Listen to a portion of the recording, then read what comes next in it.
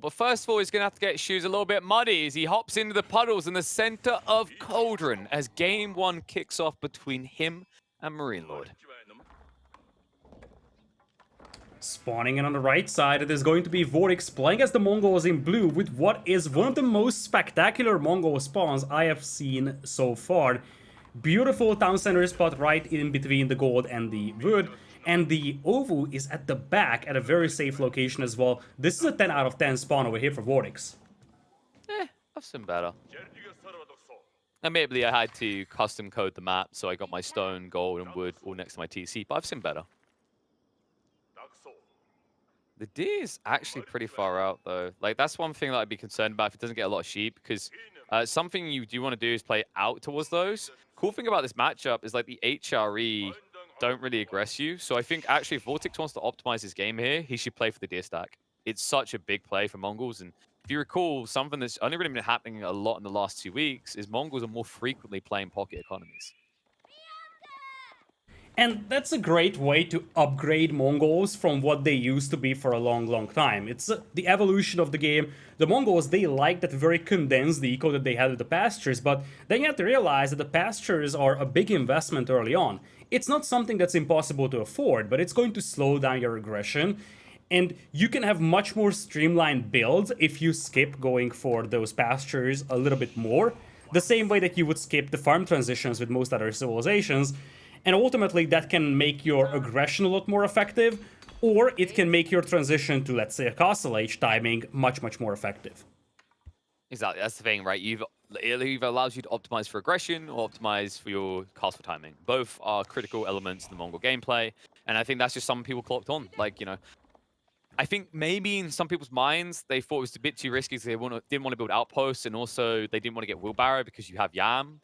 But realistically, I'd argue, like, you know, the value gained from going on to Deers and all these different pocket ecos would actually probably give you more than it would cost to even get wheelbarrow. And if you have wheelbarrow and Yam, you can almost outrun cavalry, which is kind of insane to say out loud. Yeah, that's a great point that you bring up, indeed. Like, it makes it much more difficult to raid as well. And, like, if you think about it, how you play with pocket ecos for other civilizations, oftentimes you need to drop a tower. And for many civilizations, that feels almost like a waste.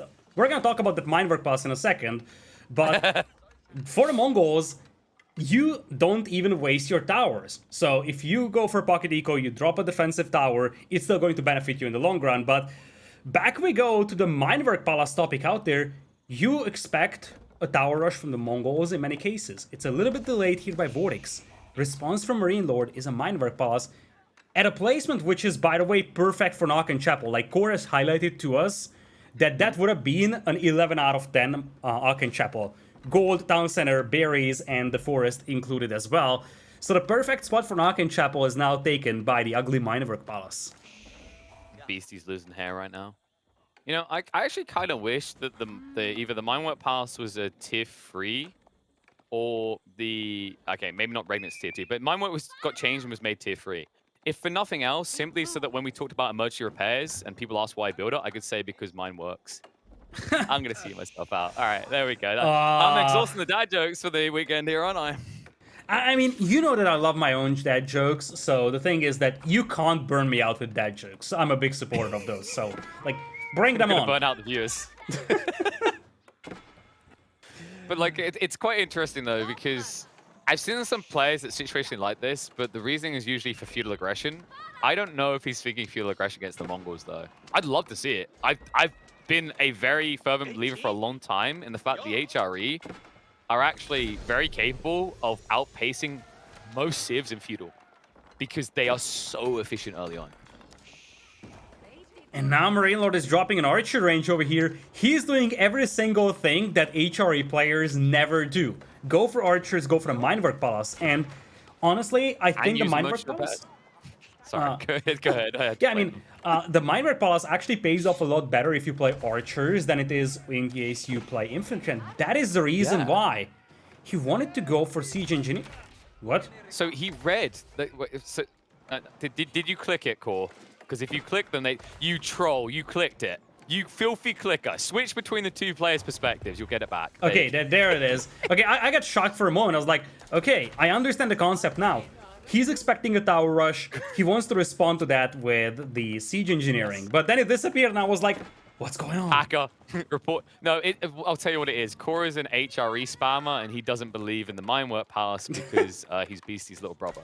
So this disgusts him. He doesn't want to see it work, but it's going to work, as he was going to highlight. Because you're up against the Mongols, you know they want a tower rush. Makes sense you want siege engineering, so you want it cheap. And he'll definitely be able to afford the ram with the amount of villages he's got working on that wood line. This build is very reminiscent to what you see nowadays from the Abbasids when it comes to response against the tower rush. In fact, if you recall the game that I think we two casted together, which ended up with an Abbasid player tower rushing in the end, that started very similarly. Mongol tower rush, Abbasid player, they don't need to research siege engineering, so they could just go for a ram immediately. Builds a ram with 1 or 2 archers, takes down the towers, and then he's going to counterattack.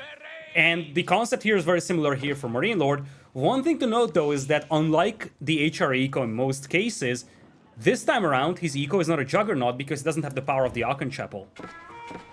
He does at least have the prelates, but only one so far. It really is going to be yamming speed versus ramming speed here. VortiX trying to do enough damage to justify his investment. Second outpost going up behind that as well. A little bit of a dicey choice here, actually. I don't think I want to see VortiX investing in more spearmen. I do love this pasture. Actually, I'm not going to diplomat this. I hate this pasture, Lidakor. Why is he not on the deer? Great question. I mean, truth be told, he would still need to build a gur, but like at this point, the score is showing us even the fish would be something that you could justify a lot more. And speaking of fish, I can see that being a plan for MarineLorD. His eco is not going to be as powerful until he moves out for the shorefish.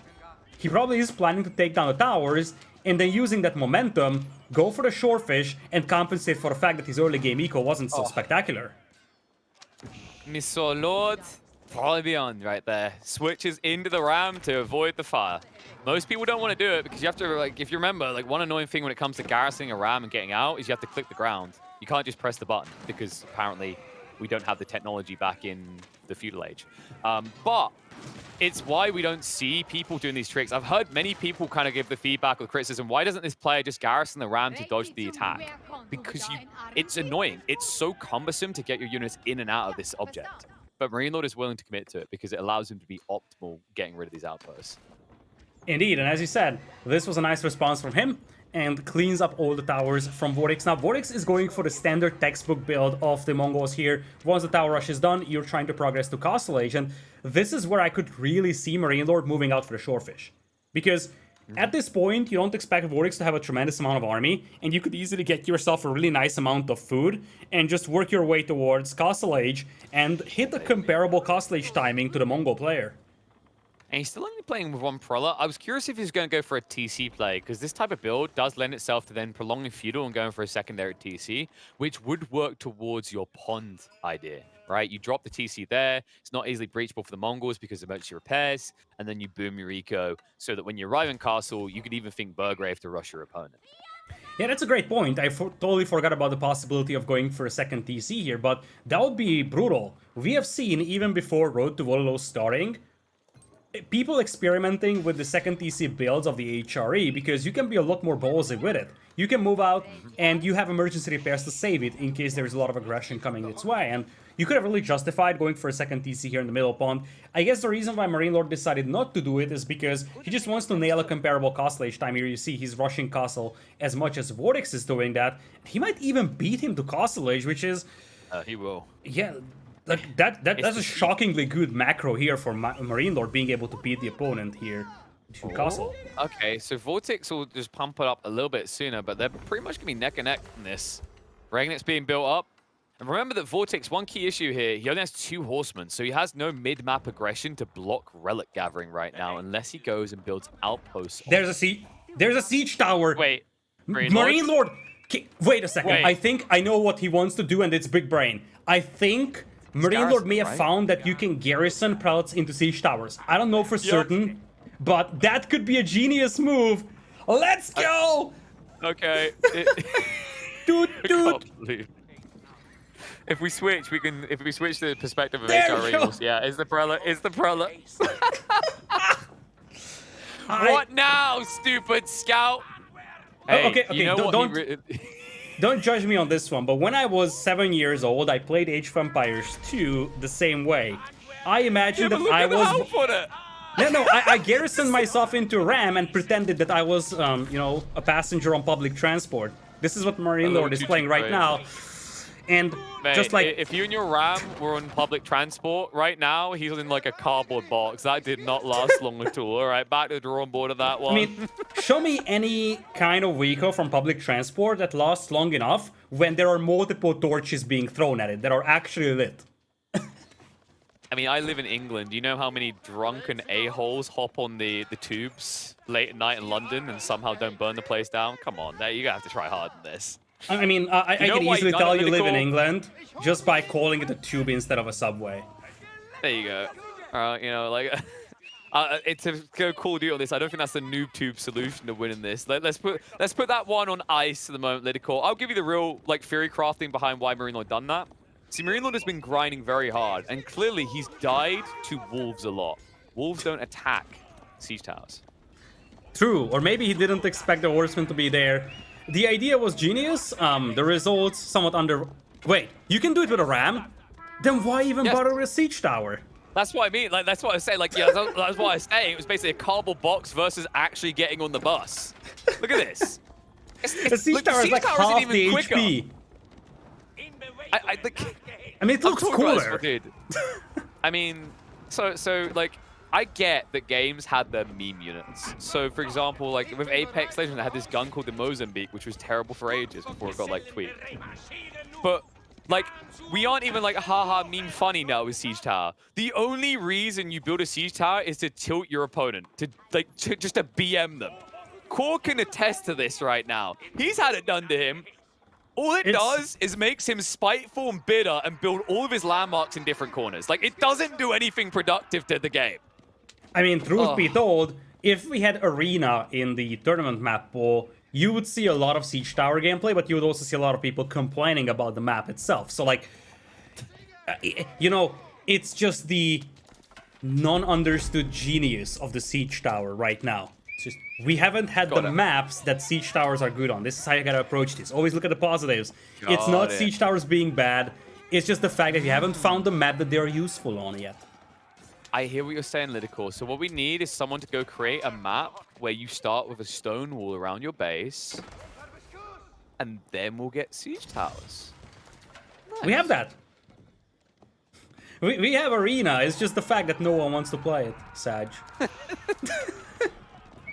Well, then we don't have it. I'm sorry, Lidakor. I'm taking your cake away. It was a good idea, but we need more iterations. Iterations like this, you know, when people work hard, their maps get entered. I mean, I know some people are still like, what is this map? Haven't seen it so far. Tuning in for the first time today. Cauldron is, of course, the third map we've added to the pool, but will be far from the last. Indeed, and if you got a good map idea, or if you are good at creating maps, then it is definitely worth trying out, because these were made by community mappers, and now they're being showcased here, being played multiple games on by pro players, and they are being part of the Road to Wololo series. So that's quite a big thing for a map maker, I think. Like, if I was a map maker, which I'm not because I'm terrible at map making, if I was one, I would be more than happy to see my map being played by pros. I mean, you know what the true honor is having a pro build a siege tower on your map. That really sticks for you, because that is a true gem. In fact, I do believe that the creator of Cauldron is the only person to have a competitive player build a siege tower on their map. Now, no more siege towers out here for MarineLorD, and that opens up the possibility of doing something different that is actually making standing army. And there's an expansion TC over here. I wonder if MarineLorD wants to ramp push. Remember, he's got the upgrade for it, not something that you commonly see from HRE. And he's floating 700 wood. That feels like a ram rush to me. Army. Look at VortiX's army, Lidakor. He doesn't have an answer to it right now. 6 Lancers can't handle what MarineLorD is pushing. His only option is to maybe try and flank attack and go towards the eco, but looks like MarineLorD is going to back up instead, finally going after the fishies. And they're gathering 1 relic so far apiece. Does have 2 prelates, you can buff this up, but in the meantime, VortiX is in yoink mode. However, nature is in screw you mode. Second relic coming in here from MarineLorD, that is going to be sufficient for him. Would have been good to grab more, but he just needs that too, and he's going to be more than happy sitting on 2 relics in the Ragnitz Cathedral, plus of course all that shorefish, and I love how he's escalating the game over here. He didn't just mindlessly run to the shorefish, he understood that he needs a little bit of time to establish map control to move out for that, and once he has the window for it, he's going to capitalize on the map control he has managed to get. He needs to finish the meal though. Well, well, well. Here we are in a game involving Mongols, and the Mongol player isn't the one spamming outposts with Springles. I mean, you get the discount with the HRE, so it's definitely something that you can think about here. You also want to make sure that those Lancers can't just dive in and pick off your precious villagers on those shore fishies. I mean, he's upgrading all of them as well, so this is going to start to sting for VortiX. VortiX is transitioning to crossbows, but I don't know if he's going to get in the siege soon. He is getting siege engineering improved, but by going for the second TCA in the relics as well, you're delaying your timing, and that's going to offer up an opportunity. MarineLorD now packing into the Rams, but this isn't very effective against the Mongols, Lidakor. It doesn't even have to be. Think about it this way, as you said, improved siege engineering, you can pack up your TC, you can run away. But MarineLorD doesn't care. Yeah. Like, at this point, he's fine just making VortiX react because he wants to go Imperial. He just wants to essentially force any kind of response here from VortiX. And do keep in mind, sure thing TC moves, but it also cuts off VortiX from the digger there. And right now, he doesn't have many units to torch it down either, so it's going to be quite the annoying delay for him if he's not careful. More outposts going up for MarineLorD as he's slowly crawling towards VortiX's base, but also towards those sacred sites that is funneling more gold into the HRE war machine. Yeah, the only thing I'm missing here from MarineLorD is some stonewalling, or even just palisade walling. I feel like he could set himself up a lot better here if he just had some walls up. And wait a second. Okay, there's a third sacred site. I was just missing out on that right next to the pond. For a moment, I got confused that we only have 2, which is something that can sometimes happen. It's a weird, wacky thing with map scripts. But we have 3. Yes. And we're about to have all 3 of those controlled by MarineLorD as he's heading to Imperial. Yeah, sometimes it gets confused by the pond, but let's be real. Like, why not just have a sacred site in the middle of that pond? Because you can walk on that area. So I'll be game for it. I think that would actually be a very cool sacred site placement. But anyway, let's focus on this tech up coming out as MarineLorD moving up. Numbers looking somewhat competitive still, but you can see VortiX is trying to escalate militarily, now up to 23 crossbows. But if MarineLorD continues to just mass spears, he will have a reliable solution against this. Or even Landsknechte. Remember, we are talking about the HRE over here, and that could also be a great response to the crossbow army that VortiX has. Now, VortiX needs to hit a timing over here because MarineLorD is going into Imperial, and once the Pulse of Schwabia comes online, VortiX is going to be put on a very serious timer here. Let the timer begin. MarineLorD teching up now in Imperial. Treb's coming out, spruing and placements. Yep, that's right, VortiX. MarineLorD's the Mongol. Not something that you see every day for sure. I mean, usually the Mongols are the civilization that tower rush, not they are the ones being tower rushed out here. But this is a great way for MarineLorD to establish map control and just give some buffer for himself. Because all he wants to do right now is boom, as all HRE players always want to do.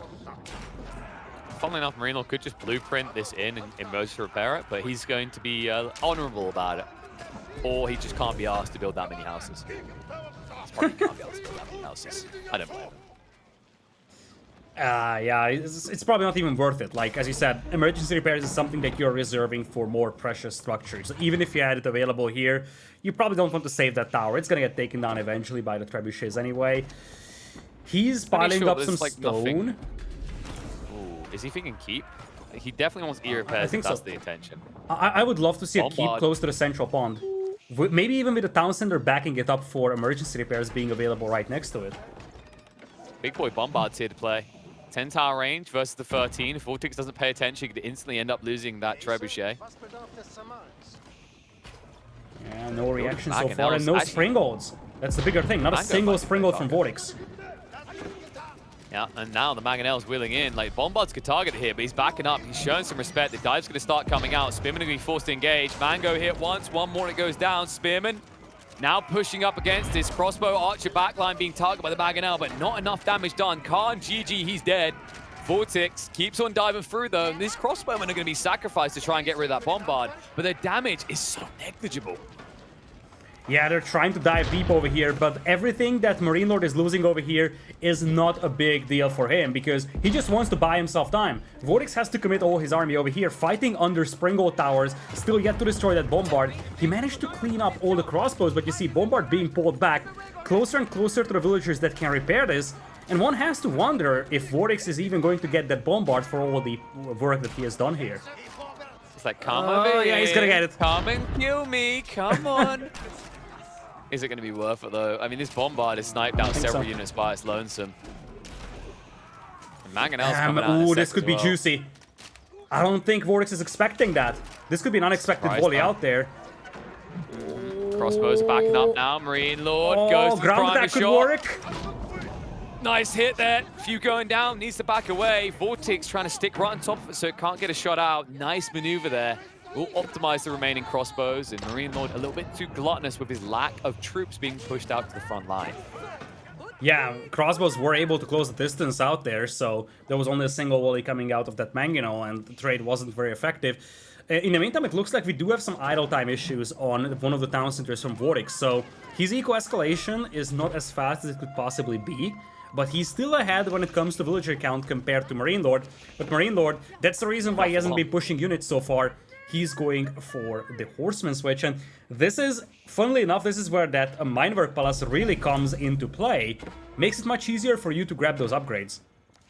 And keep in mind, like, he just imped up, right? He has to actually get the villagers going. So he basically has to teach sex education to his people so they can reproduce quickly. And as a result of that, now being 4 TC versus 2, now that his economy is starting to stabilize, being able to afford all these villagers, now he can reinvest hard into those knights, horsemen, whatever have you. And defensive keep trying to go up, and MarineLorD might be a little bit too late to that plan. We'll back away from this. Pushing by VortiX, slowly building up the outpost. He's on the timer here. Needs to do some serious damage. The problem is with only Mangonels, it's going to be difficult to put a dent in the production lines of MarineLorD. Those horsemen are going to be completely unanswered by what he's built. Indeed, there is a big timer over here for VortiX, but right now VortiX simply can't afford to make a hardcore tech switch out there, and the thing is that he's going man-at-arms, which is something that's not going to fare very well against the composition of MarineLorD. MarineLorD is yet to put substantial numbers on the battlefield, but if he's given like 1 or 2 more minutes over here, he's gonna have enough to deal with the force of VortiX, so VortiX has to make something happen in the next 1 or 2 minutes here. And it's because of the food situation, which is why MarineLorD has done something pretty crafty. He's transitioning farms, but not in his base. He doesn't have a reason to. He hasn't got an Archon. Look to the south here. Away from the battlefield where this is now taking place, he's got an economy stacking up. MarineLorD is going to be safe down here, and in the coming minutes, the tide of HRE troops will arrive. Indeed, those 2 battering rams are still alive, by the way. Exactly. Yeah, they're the guardians of the economy, you know? Never know when you get outpost rushed. Unfortunately, in AoE 4, you cannot attack wildlife with battering rams. You can do that in AoE 2, and it looks very awkward when a battering ram is attacking a deer from the behind. I would ask more, but I feel like we have to change the rating on this stream. Let's just focus on the fight. Culverin, down a hole in the choke point. Spearman's going to cover it as it backs away just in time for the torches come out. Mangonels haven't been targeted, though. MarineLorD playing My Little Precious with this Culverin. And really, he needs to be getting rid of VortiX's Precious, Jules. Yeah, but the problem is that there is no front line over here. That Culverin could easily find himself being overrun, and as much as VortiX was trained on food, MarineLorD is also having food issues here, struggling to put numbers onto the field, still only at 3 horsemen. He's at less than 10 military population, and now VortiX is escalating. Oh, the cannon! It's happening again, Lidakor! HRE matchups are cursed! Everyone ignores the cannons! Oh, the Bombard Tower out there with the emergency repairs, and it is coming in clutch once again. Crossbows getting slaughtered underneath, and part of that is it is difficult to see that that tower has a cannon on it. You could see that, hey, there is some smoke coming out of the tower, but so much things going on here. Impossible to spot the cannon emplacement in the middle of that battle, or at least it's very difficult to do so, and by the time you realize it's too late. Ridiculous! I mean, it just looks like, if anything, Mr. smoking a cigarette out of one of the windows. Like, I would not know that is a cannon firing on me. You can barely even hear it. It's like... Once again, it could just be Mr. coughing in an echoey alley. I just wouldn't know. And as a result of that, VortiX has to reset. So many dead crossbowmen. His military count gets shrunk down a decent amount. MarineLorD offered critical breathing room, which without that, he probably would have been in GG state. Indeed, and now you have a ton of towers out here, so Breakout from the base of MarineLorD isn't gonna be an easy thing to pull off, and he's still struggling to add more numbers. 75 army versus 11, and tech advantage this, tech advantage that. That is a massive lead here for VortiX. He could start contemplating just diving deep into the enemy base over here, and keep in mind that Pass of Schwabia is more than exposed.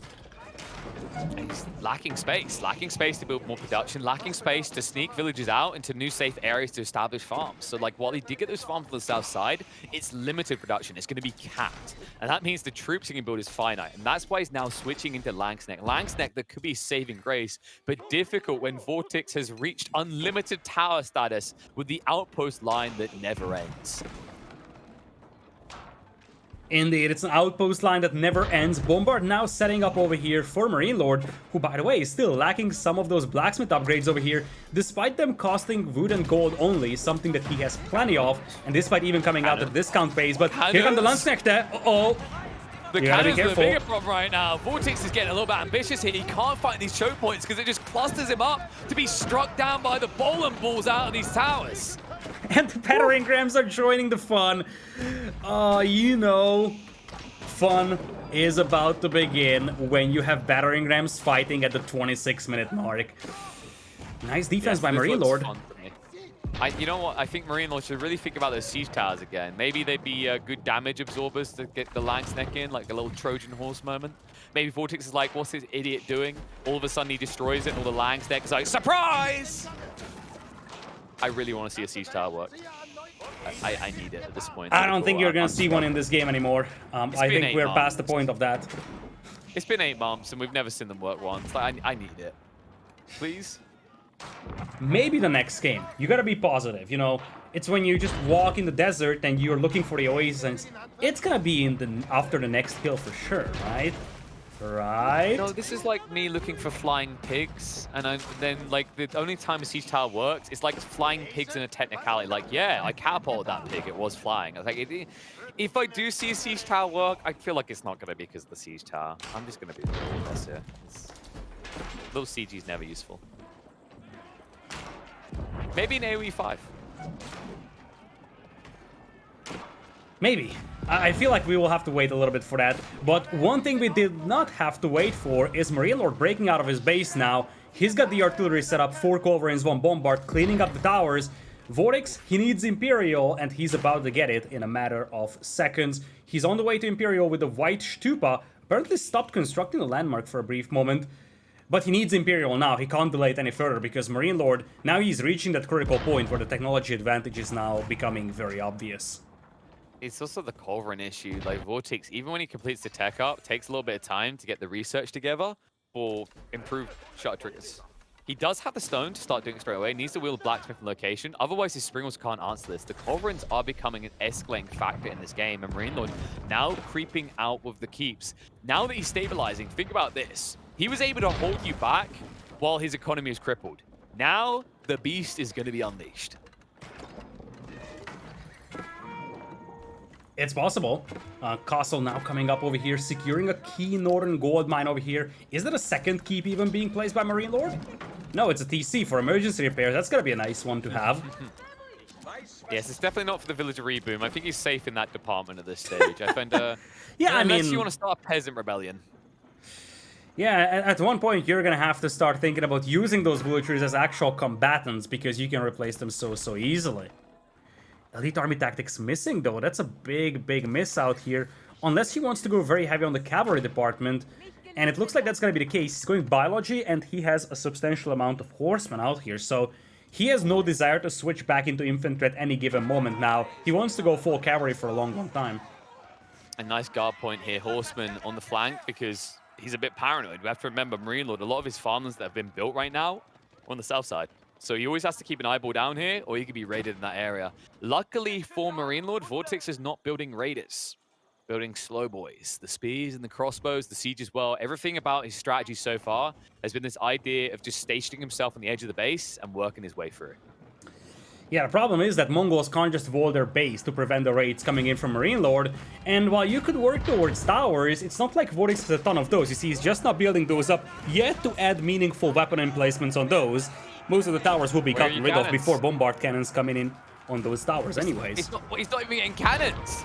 Look, he's getting springles. Oh, it doesn't matter, they're going to die anyway. Very nice of me to say it that way, but that is the reality. Those outposts are not going to last long. And the Culverins, they're baiting him in. Springle's starting to move out. Shutter Trigger's helping out somewhat, but the Culverin's too tanky, able to one-hit him down. Horseman flank attack comes in. VortiX going to lose all the anti-siege. MarineLorD in slow siege mode as he crawls out. Spinman trying to react, but you'd have to dive for the keep, and you can see these Horsemen, they just have flexibility and mobility. And it's weird to say it, but VortiX doesn't have that, even with the Yam. And the Culverins are helping out as a general purpose unit as well, not just as an anti-siege specialist. It's a unit that, if you have a good front line in front of it, is able to do quite a lot of devastation even to the land army of VortiX, that is the spearmen right now mostly. Some crossbows now making an appearance as well, but crossbows won't do much against horsemen here at all. Oh no, not the rat, the ram Lidakor is back. The last of his brothers to survive. Oh, I see how he survived now, he just hides in tree lines. Horsemen running into the spearmen though as well. VortiX is responding very well to these raids over here. So far it was very difficult for MarineLorD to do any eco damage, and we could be entering the stage or state of the game where we suddenly have VortiX coming online with the Mongols, because now he's in Imperial and we have seen that Mongols late game is just as powerful as possibly Chinese late game even, if used well. I think what you mean is if you can get enough outposts up and put put cannons in them. But I didn't so want to far, say we that out haven't seen loud, that. but yes, essentially that. I'll say it. I'll happily say it. We've already seen we've seen the power of Imperial, folks. We already saw what HRE does when they get there. And I think that's what MarineLorD's now going back for. More outposts spamming out. He knows what this is about, but the problem for him is he doesn't have unlimited stone like the Mongols. That is true. That stone. Speaking of unlimited stone, yeah, O is under attack, so as you're saying that, it's not like VortiX is going to have unlimited stone, or at least he is going to have unlimited stone thanks to the White Stupa, but it's not going to be like twice as much as unlimited, you know, it's like infinite or 2 times as infinite. It's like when someone says, Siege is really overpowered, please nerf. And it's like, what do you mean, little one? What happened? My opponent had 200 pop cap of Siege. It's like, why did you let him get to 200 pop cap? Like, in theory, yes, the infinite stone is good, but it doesn't come in that quickly. And this assault isn't looking quick enough. Back up from MarineLorD, covers the Siege as it backs away. Loses one for the Culverin stay alive. The static defenses should stabilize him here. But yet VortiX dives, and dies as a result of it. In underneath the keep, a few horsemen here to contest, but the repairs come out in time from MarineLorD. He's HRE, so of course he's got emergency repairs for these lads as well. No boiling oil on those keeps just yet, so VortiX can be a little bit braver with that aggression, but here come the Landsknechte. Quick swing of swords, and villagers falling, dying like butter, getting evaporated here on this gold mine. Dying like butter. That's a new one. I don't know what you're doing to your butter. They're getting eaten by like delicious butter right now. Nom nom nom nom nom nom nom nom. They just go down, flop dead. Step read out at least makes it out. Wait. VortiX. VortiX. Wait, villagers. No. Oh, he doesn't know. He doesn't realize. Oh, let's go. Now those are dying like butter. Delicious butter. MarineLorD, he's feeling like he's rich right now. He can afford to buy his bread, and VortiX, he will get nothing to eat upon here because his food income is about to take a heavy hit. Not just the replacement of all those villagers, but also now those villagers missing on the gathering, and the fight commences once again. VortiX still distracted, probably doesn't realize the gap he has in his economy at this stage. Might try to rip with the villagers, but might not. He's not noticing. Panic. He's too busy with the fight on the north. Sir? He's not noticing it. No! Not enough space. Get them out! Run! Get them out! VortiX makes his escape to the north, but that's not safe either. That's where the battlefield is. Rock in a hard place here. Oh god. There's nowhere left to hide now. Manganos from one side, Landsknecht from other side. Where do you hide if you're VortiX now? Nowhere! You're hiding in game number 2. Out of Cauldron, there's no butter in this recipe. It's simply cannons and pain. And MarineLorD will put that mixture to good use to open this series with a dub. What a game over here. Game number 1 only of this best of 3 here in the first weekly semi-final. And just look at that drop here for VortiX. He may have not even noticed it until he just went back to his TC. He was so busy with those fights, and that's why the Lance-Connect rates can be so devastating. They die easily, but if your opponent looks away just for a brief moment, you can easily see those units wiping out half of his eco. Yes, you really do die like butter in that situation. I mean, honestly, it's... You know what I think as well? Like, there's something just so rewarding about Lance-Connect for so many reasons. Like, they're a melee unit, and it feels like they're not broken, they're appropriate for what they do. I think it's also the animation. I don't know about you, but that whenever those Lance-Connect swing their sword, it looks like someone trying too hard at tennis. Like, you could just imagine, like, the tennis noise, like, ah! Every time. It's just so rewarding. I love it.